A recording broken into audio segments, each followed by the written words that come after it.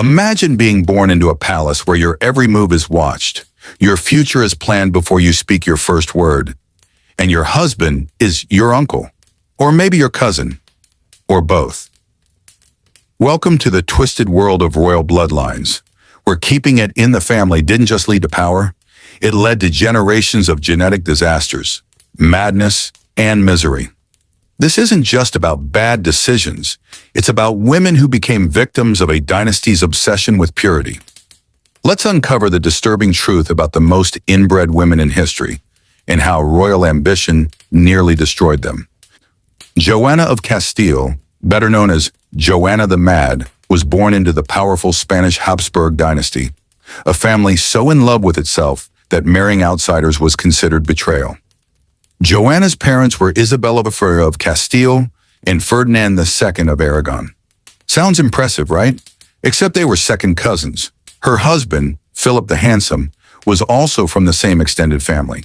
And while he was handsome, he was also cruel, unfaithful, and emotionally abusive. Joanna's mental health collapsed early in life. She'd weep uncontrollably, lash out at servants, and later became obsessed with Philip's corpse after he died.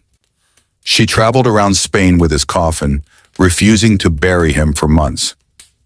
Was she mad? Or just a broken woman trapped in a dynastic cage?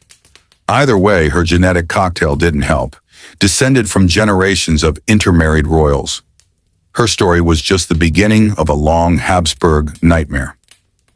Maria Anna was born a Habsburg too, so obviously they married her off to her uncle. You read that right. Her uncle, Philip IV of Spain, was 29 years older, and he had already lost his first wife, also a cousin. When Maria Anna arrived in Spain to marry him, people reportedly said she looked more like a daughter than a bride. This wasn't a love story, it was a desperate attempt to keep the Habsburg bloodline pure. The result? Their son, Charles II, would become one of the most tragic figures in royal history. But we'll get to him.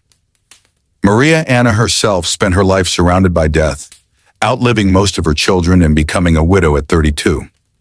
She eventually ruled as regent, but her reign was haunted by illness, isolation, and the slow, painful collapse of the Spanish Empire, held together by inbreeding and denial. Elizabeth married her cousin, King Sigismund II Augustus of Poland. She was just 17, frail and already ill when the marriage was arranged. She didn't speak the local language, and her husband couldn't care less. She died just 2 years later, childless and sickly. Some blamed witchcraft, others blamed heartbreak, but behind the mystery was likely the reality. Centuries of inbreeding had made Elizabeth another fragile pawn in Europe's royal game. Her early death was a quiet tragedy, one of many among the pure-blooded royals who weren't strong enough to survive the consequences of their own family tree. You've heard the line, "Let them eat cake," but you probably didn't know that Marie Antoinette's family tree was more like a family circle. Born in Austrian Habsburg, Marie was the product of generations of intermarriage. While she didn't marry her cousin, she was the child of two close relatives. Her mother, Maria Theresa, and father, Francis I, were second cousins and part of a long line of political marriages between cousins and uncles. Marie Antoinette's famously poor judgment, frivolity, and detachment from the public weren't just personality flaws. They were symptoms of a woman raised in a genetic bubble, sheltered from reality. When the French Revolution came knocking, she had no idea how to respond, and she paid for that ignorance with her head.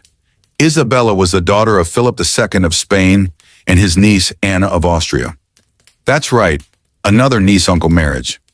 Her whole life was dedicated to dynastic duty. She was raised to rule, but always under the shadow of her father's control.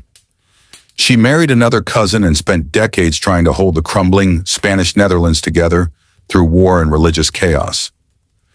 Her children died young, her marriage was political, and her power was always limited by the men who believed that a woman, no matter how royal, should serve the family, not lead it. Despite all this, Isabella was one of the more competent rulers of her time. But even her intelligence and diplomacy couldn't save her from the family curse, an empire poisoned by its own blood. Let's talk about Mariana of Austria, mother of Charles II. The infamous Habsburg horror. Mariana was yet another niece who married her uncle, and she paid the price. Her son, Charles II, was so inbred that his family tree had fewer branches than a cactus. He couldn't talk properly, chew food, or even walk unaided until he was a teenager. He was sterile, epileptic, and mentally delayed. And Mariana?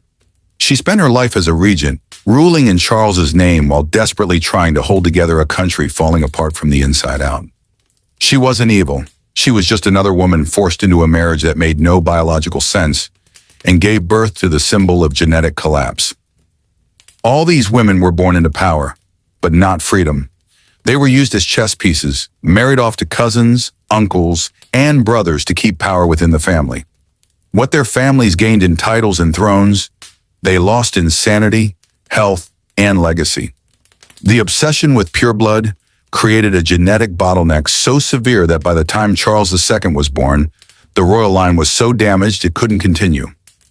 History rarely talks about the women behind these dynasties, but their stories of suffering, sacrifice, and slow decay deserve to be heard. So the next time you hear someone say they've got royal blood, maybe ask how many cousins were involved in the making of that claim. If you found this hidden history disturbing, fascinating, or just plain jaw-dropping, hit that like button, share with a fellow history nerd, and don't forget to subscribe. We've got more dark royal secrets coming your way, from poison plots to palace betrayals. Because history isn't just about kings and wars, it's about the hidden women who were sacrificed for the crown.